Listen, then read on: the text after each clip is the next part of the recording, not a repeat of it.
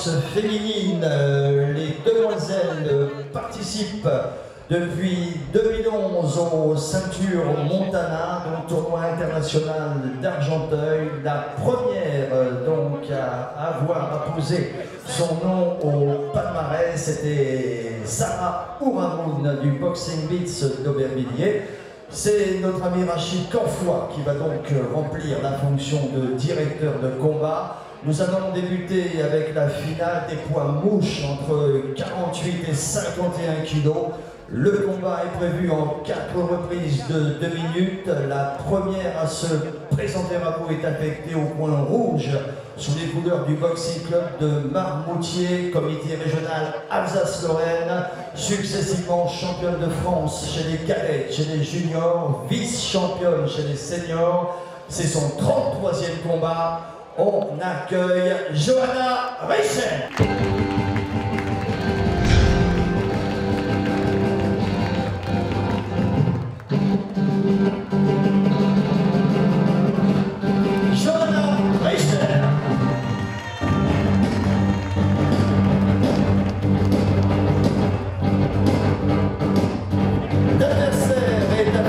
Au point bleu, c'est une Norvégienne. Elle va disputer son 42e combat ce soir. Mesdames, Mesdemoiselles, Messieurs, sous vos applaudissements, Camélia Johansson. Et puis championne d'Europe, la française. Donc une fille qui est à l'INSEP à Paris. Donc une fille très agréable. Maintenant, dans ces compétitions, c'est comment aborder une finale.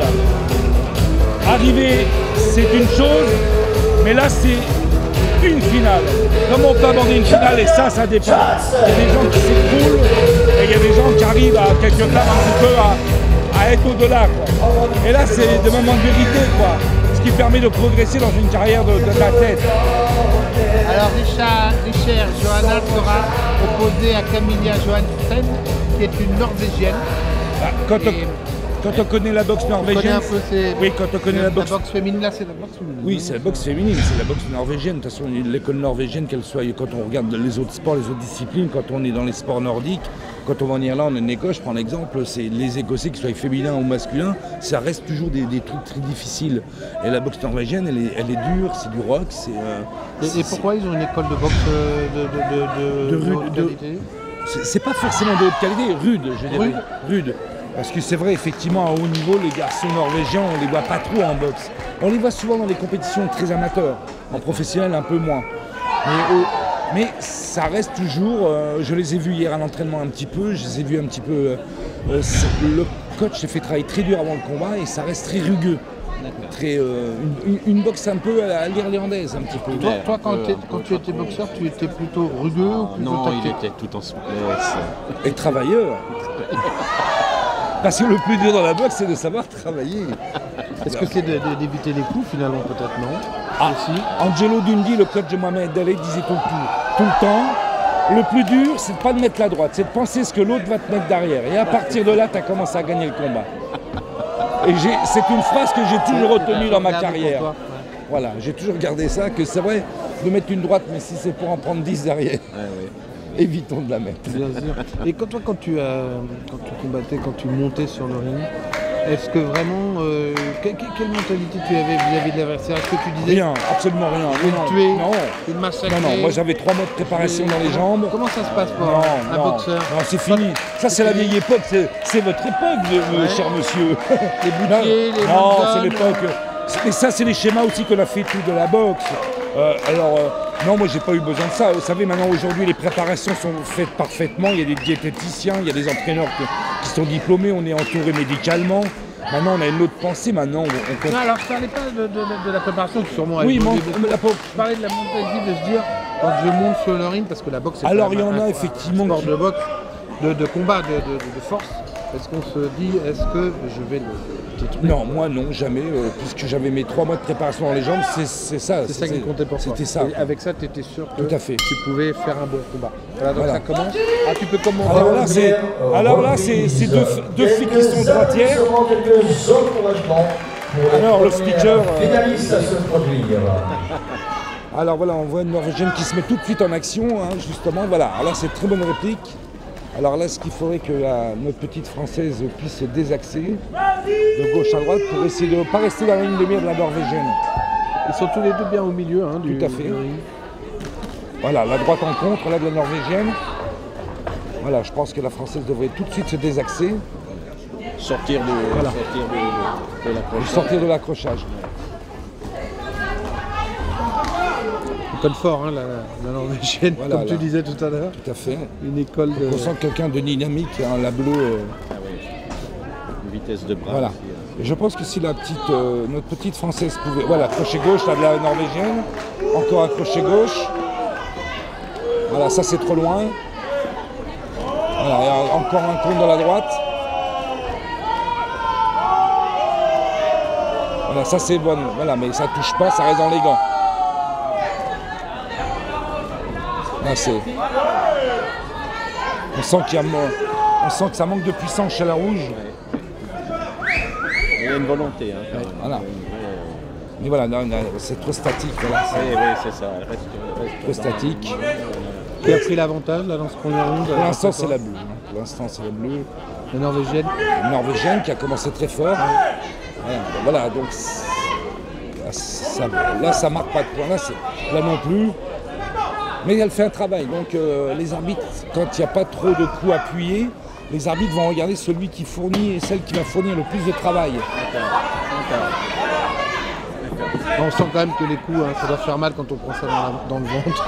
Mais il faut avoir des abdos quand même. C'est quand même pas de porter des même, coups très forts, si c'est de toucher, mais Ah oui, des premiers rounds. alors, au niveau des femmes, on a envie de faire mal. Fin de la première reprise. Ah, ça c'est toujours quelque chose qui t'a gêné toi, effectivement. Oui, on en parlait oui, l'autre jour, parce que de voir des femmes boxer, c'est quelque chose qui... Ce qu'il faut savoir, c'est qu'à la base, on n'essaie pas de faire mal, on essaie d'appliquer ce qu'on a appris à l'entraînement, la répétition des coups, des combinaisons. Maintenant, faire mal, la boxe, c'est un sport viril, dur. Il n'y a pas un boxeur qui va dire que je vais lui faire mal, parce qu'au fond, l'autre lui fait mal aussi. Mais c'est vrai que c'est pas un match de football. C'est un sport qui reste rugueux. C'est pour ça que la préparation physique est très dure. Et je pense que ce match va se jouer quand même sur la condition physique. Alors moi, à mon sens, je pense que l'entraîneur... Qui a gagné le premier round? Pour moi, c'est la bleue. C'est la Norvégienne. Premier round, c'est la bleue. Alors tu penses que l'entraîneur de la rouge devrait lui dire quelque chose? Camilla qui a gagné le premier round. Techniquement accéléré et... Voilà, c'est reparti pour la deuxième reprise. Voilà, la Française a été rapidement... Voilà. Mais là, elle touche pas là. Oui, voilà, crochet gauche, crochet droit.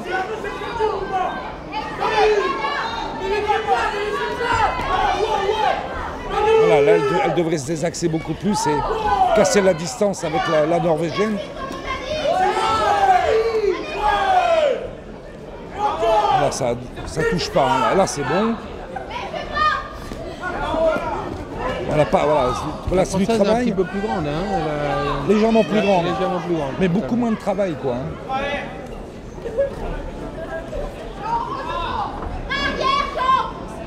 Voilà, ça manque de jab du gauche, voilà, pour faire la préparation. Pour la jab du gauche, là, il ne faut pas appuyer sur la tête. L'arbitre va arrêter, va dire une remontrance à la rouge.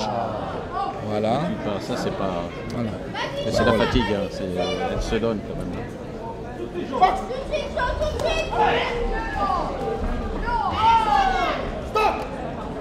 Voilà, la rouge va être encore déjà la une fois. fatigue, non? Du côté de la Française. Bah, le problème, c'est que c'est pas sa boxe de boxer en raccourci comme ça. Donc elle a une boxe beaucoup plus... Elle devrait accentuer sur le jab du gauche, droite, gauche, bouger à droite, à gauche, beaucoup plus en mouvement. Elle ne devrait pas rentrer dans le jeu de la Norvégienne qui est beaucoup plus physiquement plus dur. On sent qu'elle peut faire... elle touche plus facilement, quoi, la bleue.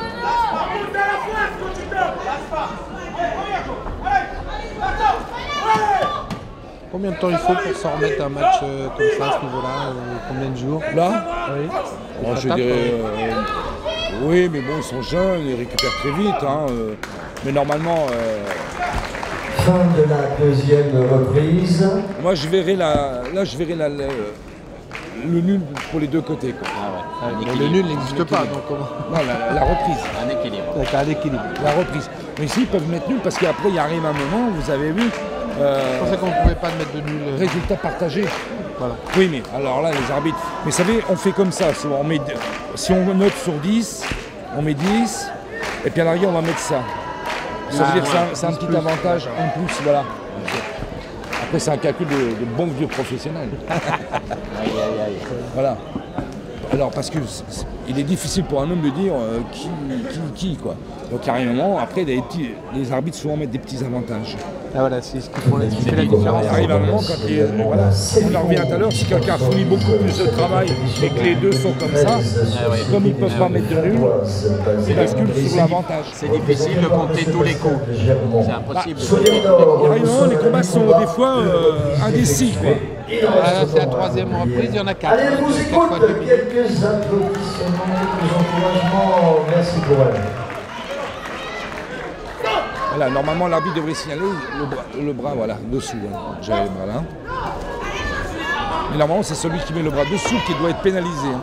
L'arbitre s'est trompé là. Est-ce qu'on peut, là, à la troisième reprise, lever entre guillemets les gants et en se disant, bah, la quatrième, j'ai tout donné? Oui, mais c'est prendre des risques. C'est de perdre une reprise, laisser filer une reprise pour essayer. Est-ce qu'on va la gagner la quatrième? Voilà, là, le rouge n'a pas le droit de faire ça normalement. Non, normalement, c'est la rouge qui doit être signalée. C'est celle qui appuie sur la tête quand même. Voilà. Et l'arbitre ne le fait pas.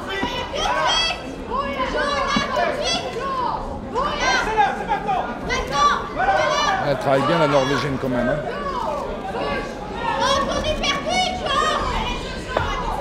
Toujours la Norvégienne, un peu en... Bah, pour moi, elle travaille plus, elle touche plus facilement. Elle est plus précise.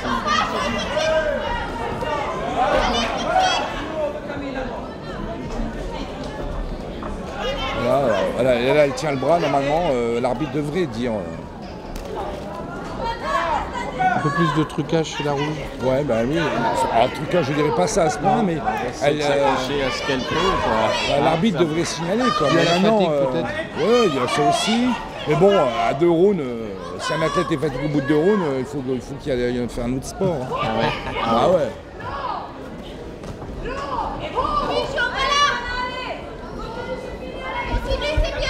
On sent les deux côtés un petit peu de fatigue là quand même. Oui, oui. C'est la fin du troisième, là, on arrive à la fin. Le problème de la boxe un peu féminine, c'est que ça devient, quand les filles sont un peu fatiguées, ça devient un peu chiffon. Oui, ça vient un peu bataille. Voilà, quoi. voilà. C'est un peu La bataille. troisième round, à ton avis, qui... Reprise, nos salutations. Alors, je vais me mouiller, moi je donnerais la Norvégienne. Toujours la Norvège, d'accord. Décathlon Gennevilliers, voilà, qui met toujours la main à la poche. Est-ce que quand tu as boxé, est-ce que tu as été des fois en colère après les arbitres? Ah oui, il y a des petits avantages à la maison. Hein. Ah oui, ça existe encore ça. Ah, non mais je parlais. C'est humain, moi. L'homme, je vous arbitre. Qu'est-ce qui m'empêche de faire ça, moi? Qu'est-ce qui m'empêche de faire ça? L'être humain est. Vous arrivez là, au 10e ou 12e round, et puis vous avez 9. Pourquoi? Et sur 10 rounds, ça n'existe pas à un point. Ça m'est arrivé une fois. Voilà, donc, mais non, il faut être sportif. Et dans l'ensemble, ça a été au niveau de ta carrière, tu as toujours été Quatrième toujours un peu et plus compliqué dernière. quand tu boxes à l'extérieur. Oui, non. Il y a des puis, pays Allez, où c'est plus motivation, compliqué. la détermination, soulevez-les, portez-les. Non, mais là, c'est l'arbitre qui fait une erreur, parce que c'est la rouge Oui, qui là, se baisse. c'était vraiment... Ouais, c'est ça le problème. Voilà. Elle travaille. On sent que la Norvégienne est énervée avec cette attitude.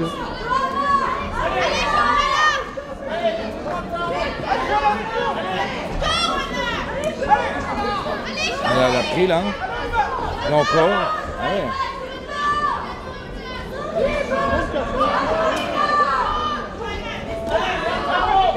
Toujours la Norvégienne un peu en avance.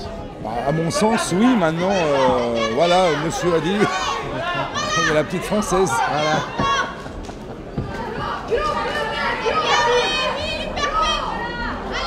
Mais bon, c'est un match quand même qui est très faible au niveau qualité. Hein. Oui, ah oui. Voilà. Ah oui. Dû à quoi? C'est quoi le... Un manque de... Trop tôt sur le ring avant de travailler la technique à l'entraînement. Souvent on monte un peu trop vite les athlètes. Et puis après, bah, voilà, on a un résultat un petit peu haché sur le ring, quoi. Ah, la Norvégienne a un petit problème avec son casque, mais c'est un peu de... C'est pour faire gagner un peu de temps. C'est décompté là du temps? Oui, l'arbitre arrête le chrono normalement.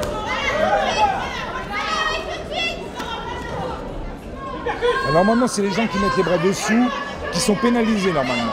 C'est pas le contraire.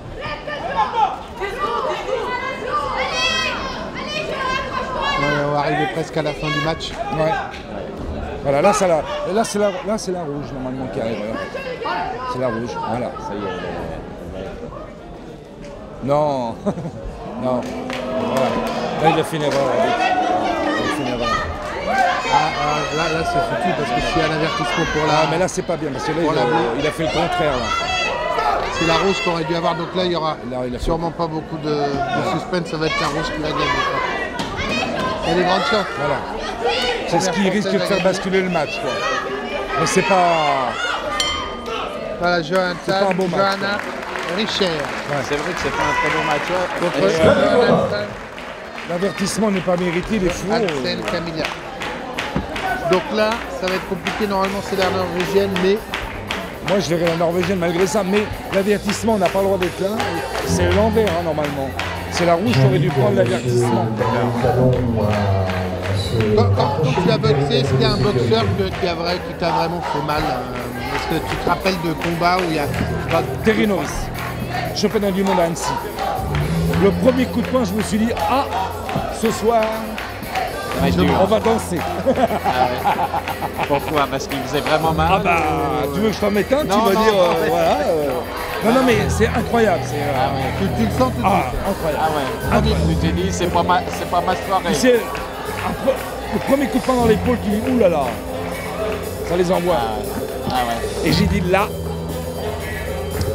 est-ce que j'ai de la pluie à la maison? Est-ce que j'ai de la... Non, mais tu sens que tu vas passer une soirée difficile.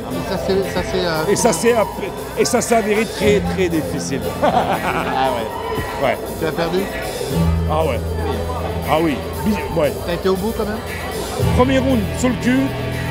Deuxième round sur le cul. Troisième, il coupe la pommette.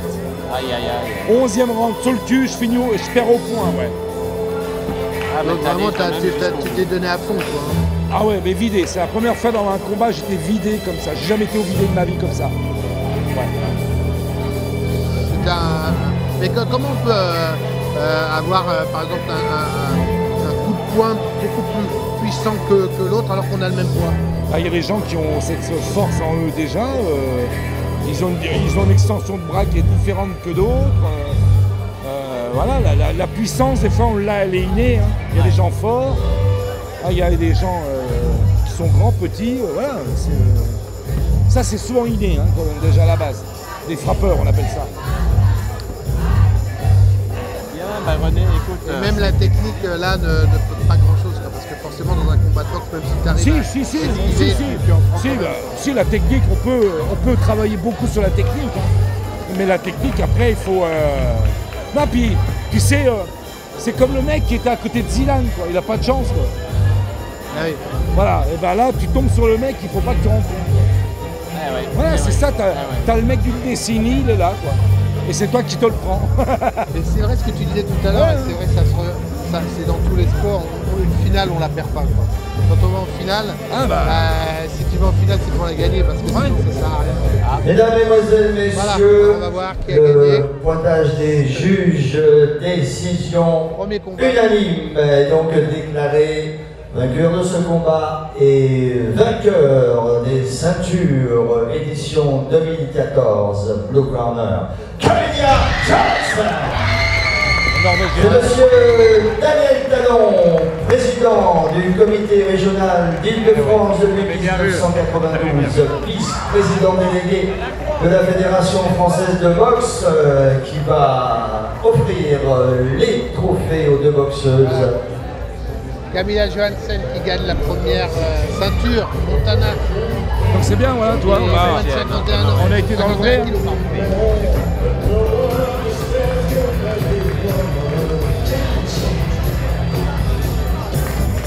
Oui, bah la ceinture, on innove cette année, donc toutes les ceintures seront gravées avec donc la date de l'édition et la lauréate par catégorie.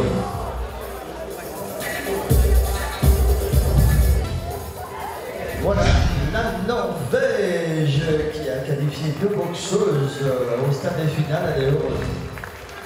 Mademoiselle Camilla Johnson qui disputait son 42e combat ce soir.